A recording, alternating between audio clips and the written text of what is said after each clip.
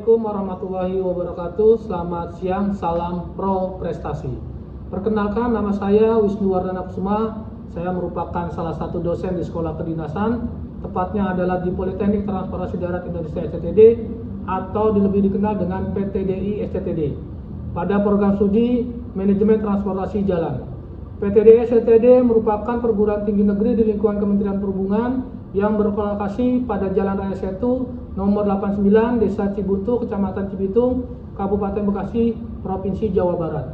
Pada kesempatan kali ini saya akan memaparkan tentang pernyataan diri dosen dalam unjuk kerja Tridharma Perguruan Tinggi dalam bidang pengajaran.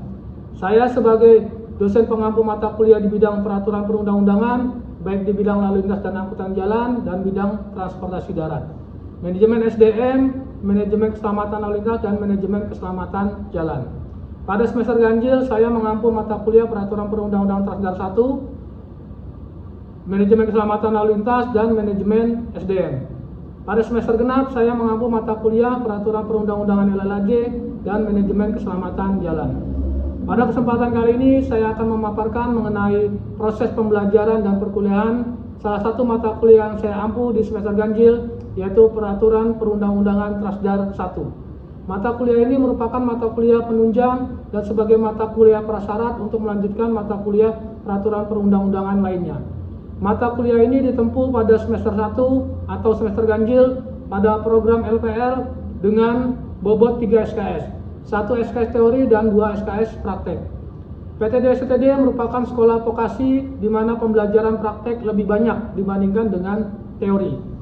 Pembelajaran teori dilaksanakan secara tatap muka langsung di kelas, sedangkan pembelajaran praktek menggunakan studi kasus membahas isu-isu terkini di bidang transportasi terkait dengan aspek hukumnya.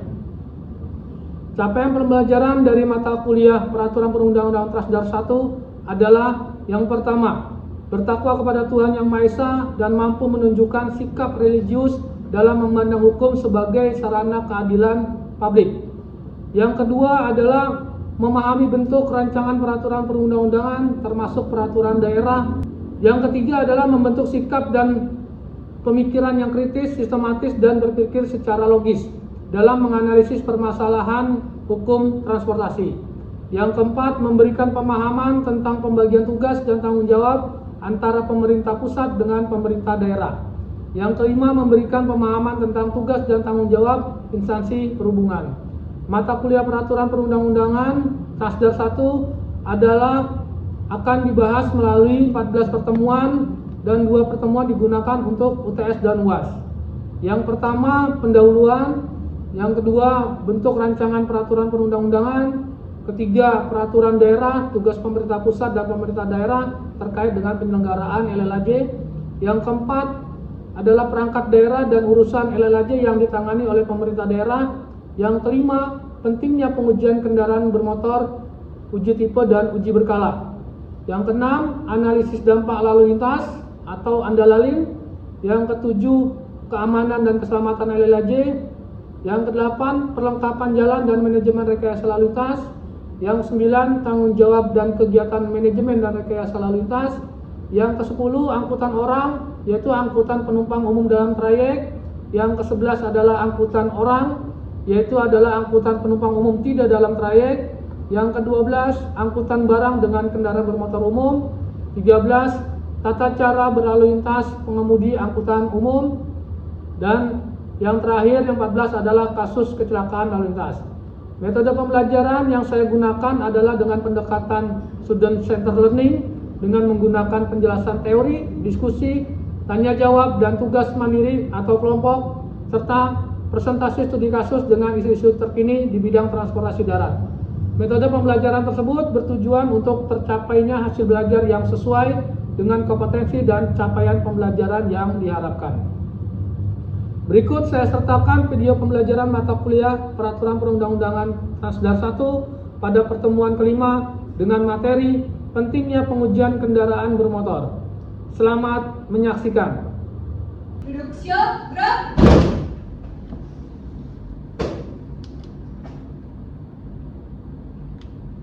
Lapor TD 1.3 jumlah 28, hadir lengkap, siap ikuti perkuliahan. Lanjutkan.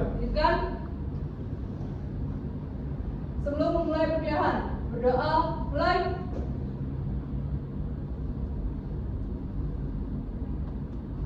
Berdoa, selesai. Istirahat di depan, gerak. Selamat siang. Selamat siang.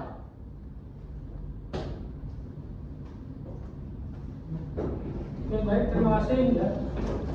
Assalamualaikum warahmatullahi wabarakatuh. Waalaikumsalam. Selamat siang.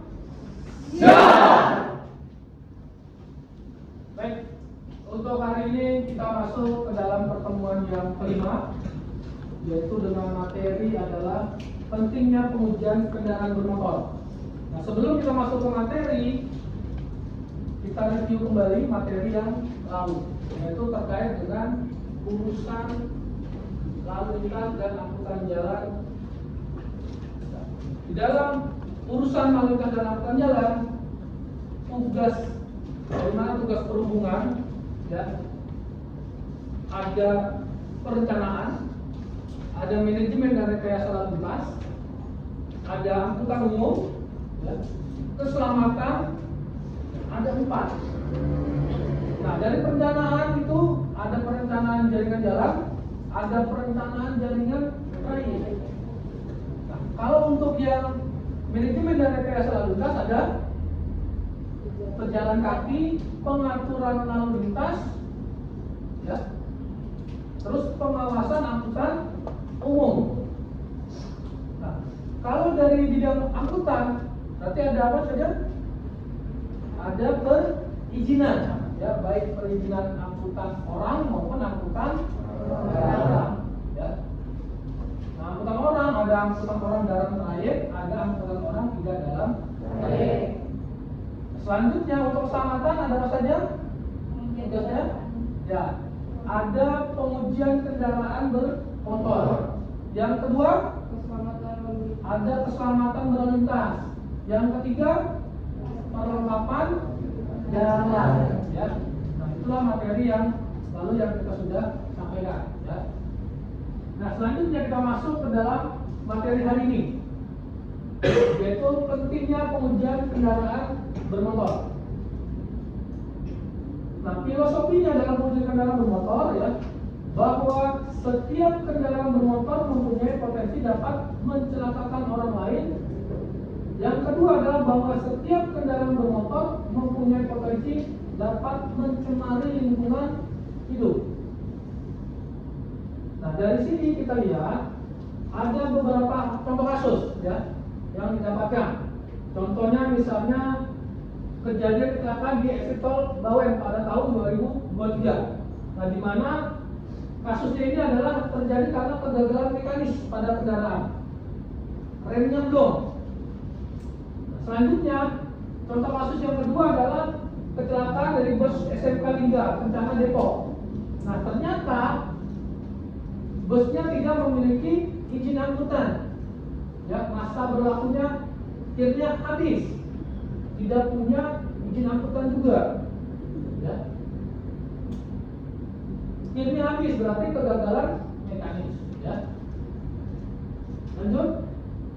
Nah, selanjutnya juga ada kecelakaan beruntun di tol Cipularang, dan ini juga mengalami rem blong, kegagalan mekanis, ya. Nah, selanjutnya juga terkait dengan pengukuran emisi kendaraan bermotor, ya, bahwa ada dampak negatif dari yang namanya polusi udara atau emisi gas buang kendaraan, ya. Dampak negatifnya apa? Terhadap kesehatan dari warganya. Oke, lanjut. Nah, setiap kendaraan bermotor juga memiliki potensi untuk mencemari lingkungan. Nah, yang pertama emisi gas buang. Nah, polutan ini dapat menyebabkan pencemaran, ya. Yang kedua, kebisingan, ya. Kebisingan itu bisa dapat menimbulkan gangguan tidur, stres, gitu ya, dan sebagainya, masalah kesehatan lainnya. Nah, yang ketiga, limbah cair dan padat, ya. Kendaraan bermotor itu menghasilkan limbah cair, misalnya seperti oli, ya, oli bekas, cairan pendingin dan sebagainya. Selanjutnya, Dengan demikian bahwa setiap kendaraan bermotor itu wajib yang namanya memenuhi persyaratan dan naik jalan, ya, memenuhi persyaratan teknis dan naik jalan. Untuk apa? Untuk memastikan bahwa setiap kendaraan bermotor telah memenuhi persyaratan teknis dan naik jalan, maka dilakukan yang namanya wajib dilakukan pengujian kendaraan bermotor.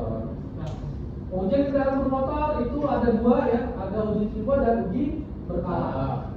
Nah, untuk uji tipe sendiri ada di samping STTD, ya, yaitu Balai Uji Tipe. Nah, untuk uji berkala, ya, itu bisa dilakukan di pemerintah daerah kabupaten kota, ya, maupun pihak swasta. Oke, lanjut.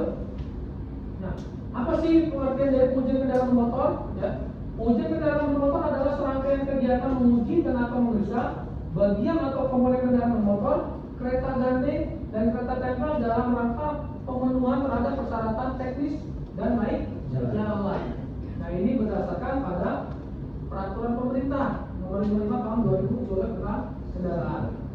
Nah, selanjutnya kendaraan apa saja yang dilakukan ujian? Ya, kendaraan bermotor, kendaraan kereta gandeng, ya, kereta tempel yang diimpor, dibuat dan dirakit dalam negeri yang akan dioperasikan di jalan wajib dilakukan pengujian. Nah, inilah kendaraan yang wajib uji, ya. Nah, untuk pengujiannya ada uji tipe dan uji berkala. Oke, kita lanjut, ya. Uji tipe dilaksanakan, ya, oleh pemerintah. Satu-satunya uji tipe ada di samping STTD, di Balai Uji Tipe, ya. Di mana untuk kendaraan yang diimpor, dibuat, dirakit, dimodifikasi itu harus dilakukan uji fisik, ya, semua, ya, fisik, ya. Dan dilakukan juga yang namanya rancang bangun. Nah, untuk uji berkala, ya, kendaraan yang wajib uji adalah mobil penumpang umum, mobil bis, mobil barang, kereta tempel dan kereta gandeng.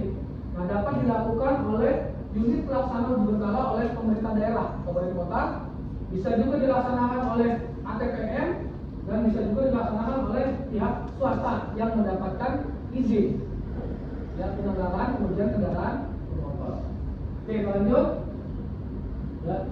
Nah, berikut adalah tujuan dari uji tipe dan uji berkala.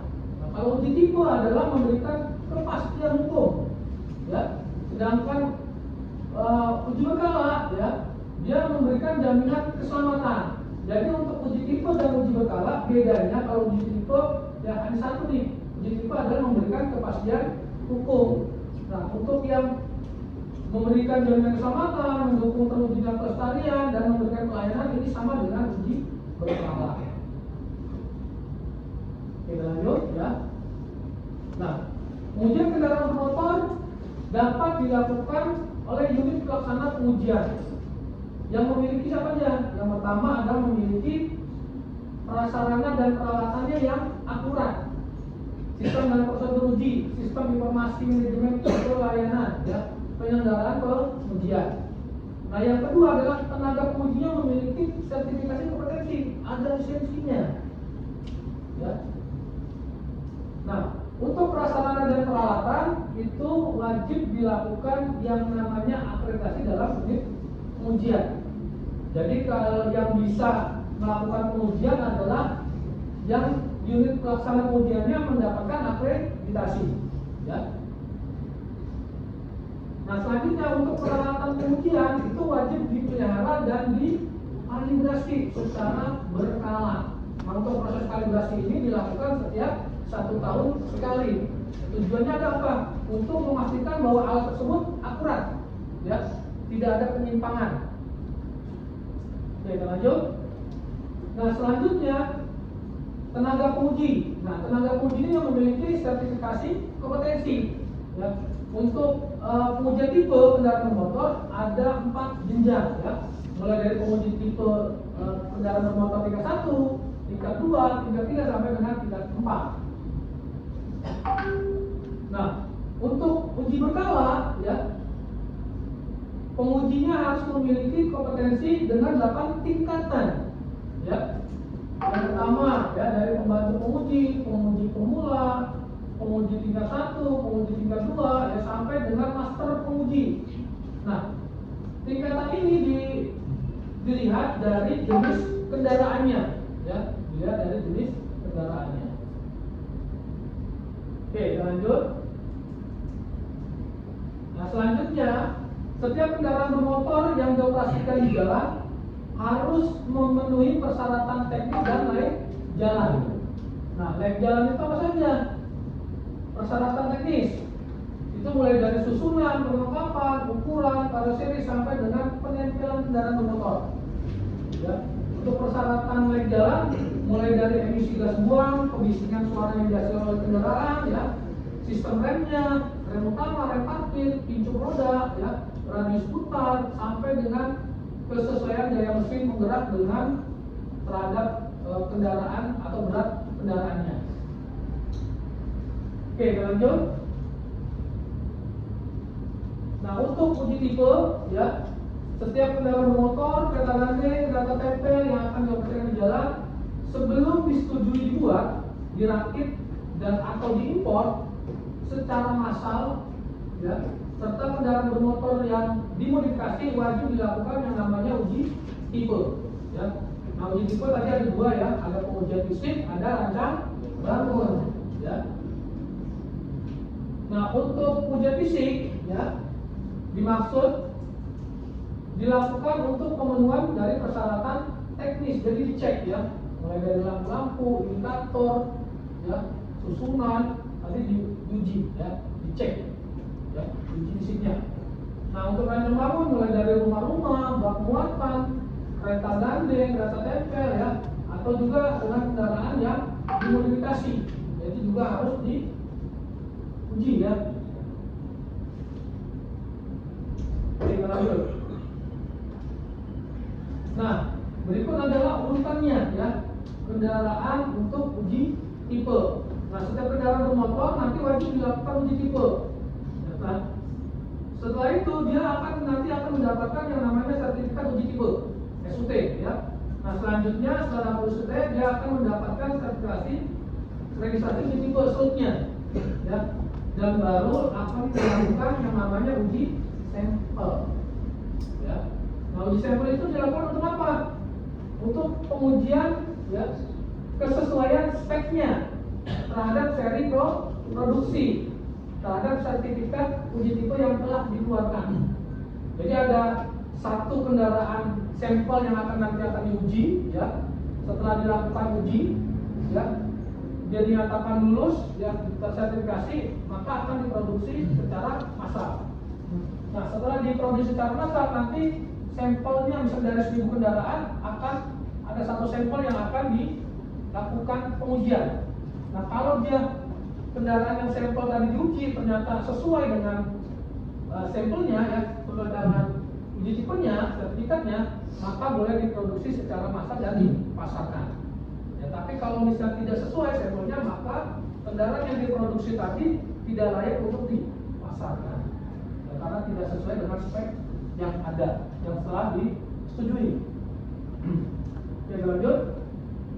Nah, untuk uji berkala ya, kendaraan wajib ujinya adalah ya, mobil penumpang umum, mobil bus, mobil barang, kereta gandeng dan kereta tempel. Ya. Jadi kewajiban kendaraan wajib uji ya, yang 5 ini ya, wajib dilakukan oleh pemilik sebelum dilakukan dioperasikan di jalan. Nah, untuk uji berkala ya, uji berkala itu ada 3 kegiatannya.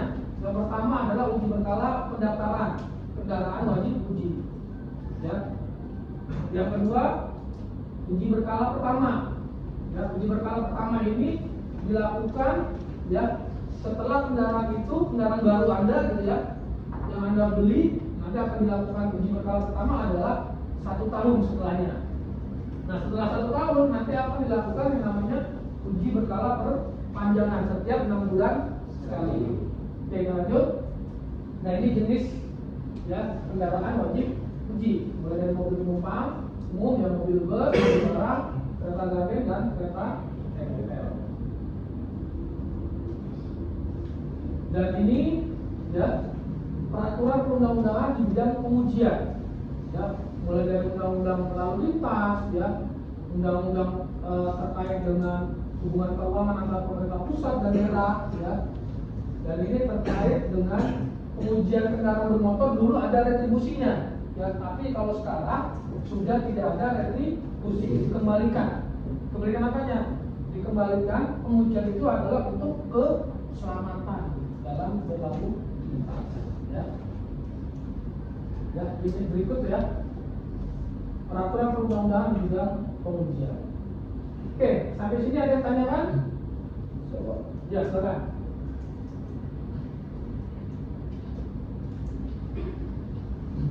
Ini Pak penjelasannya.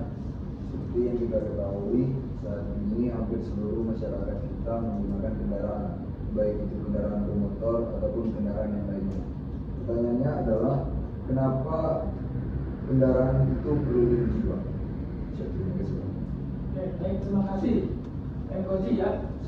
Kenapa kendaraan itu wajib diuji, perlu diuji? Ya. Yang pertama, untuk menjamin keselamatan, ya. Yang kedua, untuk kelestarian lingkungan, ya.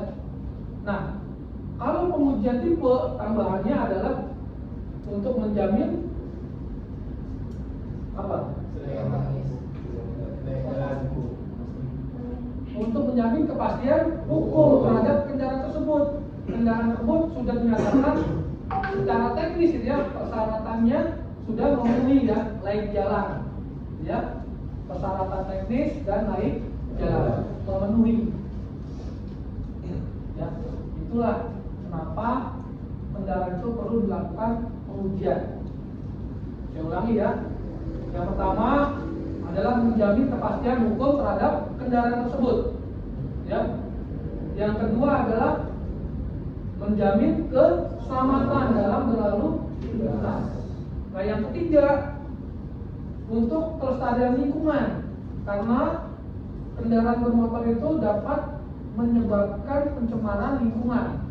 Ya, misalnya dari kebisingan. Yang kedua adalah dari cairannya, ya, polusinya, ya, polusi udara akibat ada emisi gas buang. Oke, ada lagi yang tanyakan?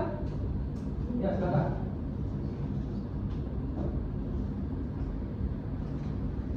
Bapak ingin bertanya, dari penjelasan mengenai pengujian tadi, mulai dari uji berkala hingga uji tipe, itu apa tujuan dari pengujian ini, Pak? Apakah tujuan dari uji tipe dan juga uji berkala pada kendaraan bermotor? Oke. Tujuan pengujian, nah, tujuan pengujian ya, tujuan pengujian kendaraan bermotor uji tipe, ya. Apa tujuannya? Nah, silakan dari kalian, ya, silakan. Sebelum saya jawab, silakan dari salah satu dari kalian. Apa tujuannya? Ya, silakan. Untuk tujuan pengujian kendaraan bermotor itu kan ada dua fase, itu uji tipe dan uji berkala.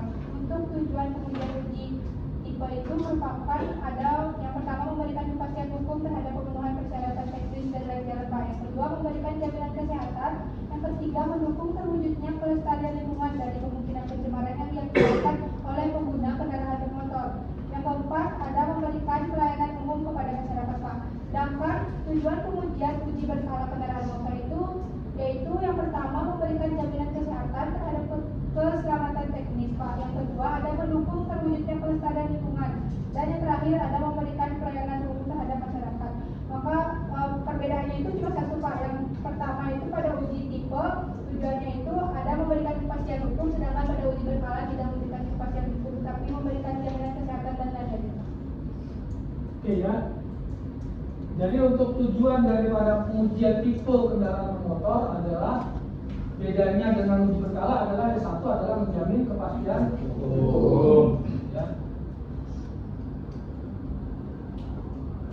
Oke. Baik, sampai di sini ya untuk pertemuan kali ini ya. Untuk silakannya kita seperti biasa ya. Setiap kali pertemuan itu ada kesimpulan yang harus disampaikan. Nah, silakan. Kesimpulan apa hari ini yang kita pelajari ya? Siapa yang ingin menyampaikan? Silakan, Ibu Deka. Baik Pak, untuk pembelajaran hari ini itu mengenai pentingnya pengujian kendaraan bermotor. Yang dapat saya simpulkan yaitu yang pertama, kenapa kendaraan perlu diuji? Yaitu karena bahwa setiap kendaraan bermotor mempunyai potensi dapat mencelakakan orang lain. Dan yang kedua, bahwa setiap kendaraan bermotor mempunyai potensi dapat mencemari lingkungan sekitar. Dengan demikian, setiap kendaraan bermotor wajib memenuhi persyaratan teknis dan layak jalan. Untuk memastikan bahwa setiap kendaraan bermotor telah memenuhi persyaratan teknis dan layak jalan, wajib dilakukan suatu pengujian kendaraan bermotor. Nah, pengujian kendaraan bermotor ini terdapat dua, yaitu uji tipe dan uji berkala. Pada uji tipe terdapat uji fisik, penelitian rancangan bangunan, sedangkan uji berkala biasanya dilakukan pada kabupaten atau kota, ATPR dan swasta. Selanjutnya ada tujuan pengujian, yaitu memberikan kepastian hukum terhadap pemenuhan persyaratan teknis dan layak jalan, memberikan jaminan kesehatan, mendukung terwujudnya pelestarian lingkungan, serta memberikan pelayanan umum kepada masyarakat. Dan itu ada pengujian atau siapa yang melakukan pengujian. Pengujian kendaraan bermotor hanya dapat dilakukan oleh unit pelaksana pengujian kendaraan bermotor yang memiliki yang pertama yaitu prasarana dan peralatan pengujian yang akurat, sistematik dan prosedur pengujian dan sistem informasi manajemen penyelenggaraan pengujian. Yang kedua ada tenaga penguji yang memiliki sertifikat kompetensi penguji kendaraan bermotor. Nah, pada penguji ini ada penguji tipe kendaraan bermotor yang terdiri dari tingkat 1, tingkat 2, tingkat 3, dan tingkat 4, dan penguji berkala kendaraan bermotor terdiri dari pembantu penguji, penguji pemula, penguji tingkat 1, 2, 3, 4, dan 5, serta master penguji. Selanjutnya dijelaskan bahwa syarat pengujian. Syarat pengujian itu terdapat dua, yaitu harus memenuhi persyaratan teknis dan persyaratan layak jalan. Nah, pada uji tipe kendaraan bermotor itu dalam penelitian rancangan bangunan dan pengujian fisiknya itu kita mendapatkan SUT dan SRUT. SUT itu merupakan bukti bahwa tipe kendaraan bermotor telah lulus uji tipe, sedangkan SRUT atau SRUT merupakan bukti bahwa setiap kendaraan bermotor dapat dalam keadaan lengkap, kereta tandem, kereta tempelan yang dibuat dirakit memiliki spesifikasi atau teknis yang unjuk kerja yang sama. Selanjutnya akan dilakukan uji sampel atau pengujian kesesuaian spesifikasi teknis seri produksi terhadap sertifikat uji tipe. Nah, yang terakhir ada uji berkala kendaraan bermotor, yaitu yang wajib diuji itu merupakan mobil penumpang bus, mobil barang, kereta gandeng, serta kereta tempelan. Nah, pada uji berkala ini terdiri atas yang pertama ada uji berkala pendaftaran kendaraan wajib berkala, yang kedua ada uji berkala pertama, dan yang terakhir ada uji berkala perpanjangan masa berlaku. Oke, terima kasih ya Ibu Zeka ya. Kita langsung tangan dulu. Baik ya. Selesai sampai di sini untuk pertemuan kita ya. Mudah-mudahan apa yang menjadi pembelajaran kita ini ya semuanya nanti dapat dilaksanakan pada saat Anda bekerja. Ya. Demikian saya akhiri. Assalamualaikum warahmatullahi wabarakatuh. Selamat siang.